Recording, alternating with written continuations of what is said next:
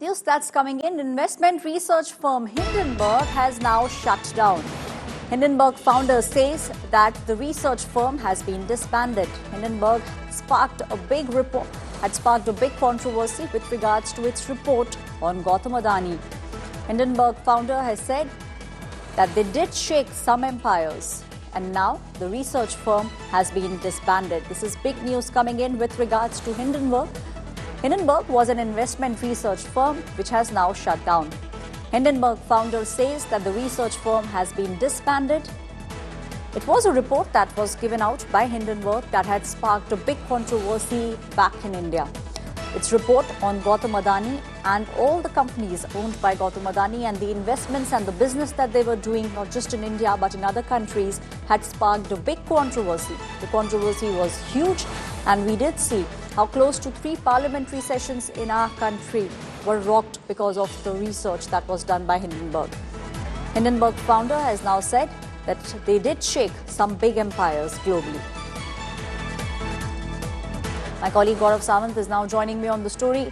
Gautam, this is big news coming in, especially with regards to India. We are now seeing the founder coming out and giving a statement saying that we did shake some big empires, and he's now made a statement that the research firm has been disbanded.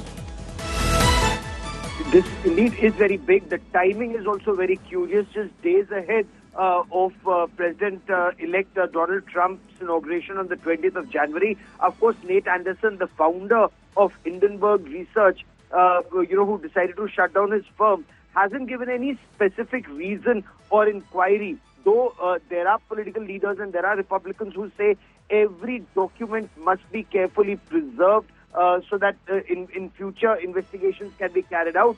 But Nate Anderson, of course, mentions that this job has taken a significant toll on his well-being. He, of course, also talks about career fulfillment, and as far as future plans are concerned, he's talking about transition from a high-stress environment of short selling to a more low-stress investment or working on index firms. But when you talk about India specifically, if you were to talk about Hindenburg's allegations against Gautam Adani and his firms, if you look at the January 2023 report, it accused Adani Group of engaging in what they claimed.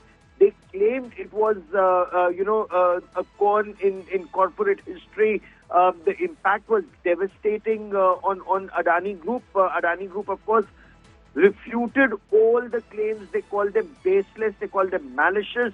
Then there was a second report, and as you rightly pointed out, it led to a furor in Parliament because, sections of the Indian opposition used it to target the government, target the corporate house, and to target the Narendra Modi government. It remains to be seen what happens next. What will be the next weapon in their arsenal to target either, the Narendra Modi government or Gautam Adani once Hindenburg has wound up. Gaurav, you made a very interesting point. This news is coming in just days before President-elect Donald Trump is all set to take oath for the second time. And in fact, there were questions that were being asked with regards to what will happen to Gautam Adani and Hindenburg. Now we are seeing a statement coming in, but the statement has come after billions were wiped out from Gautam Adani's wealth. One after the other, the reports came out. You're absolutely right. Not only was a lot of money lost, if we were to talk about the action that was taken, if I remember correctly, the losses were to a tune of over $150 billion in market value. The Adani Enterprises were also forced to withdraw, I think, $2.5 billion follow-on public FPO is public offer at that point of time. But there were some other reports that seemed to indicate that they had subsequently recovered the money. But then there was legal action that was to follow. The controversy led to scrutiny by SEBI, which is India's Securities and Exchange Board. They launched an investigation into these allegations. We were also told that Supreme Court of India established a committee to look into the matter, but concluded there was no regulatory failure by SEBI. But more than this, it has become a big political tool, tool in the hands of the opposition. You cover Parliament, and you had very extensively reported how Parliament could not function, how for one political party, and a leader who was talking about waging war against the Indian state right now, they were talking about, Adanis and Ambanis and so on, and money just being in the hands of a few corporate houses.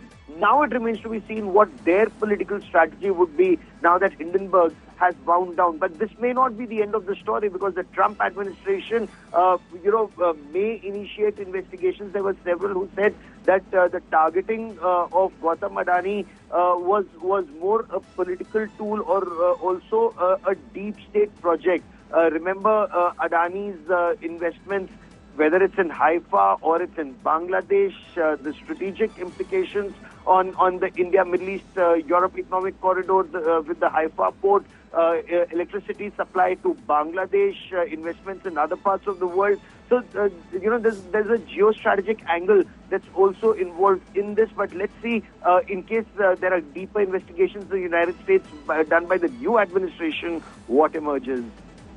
Thank you, Gaurav, giving us those details and putting things in perspective. My colleague Gaurav Sawant also very importantly saying that this might not be the end of the story, and we will have to wait and watch what President-elect Donald Trump does next with regards to Hindenburg. Will there be an investigation in the United States? That's something to look out for.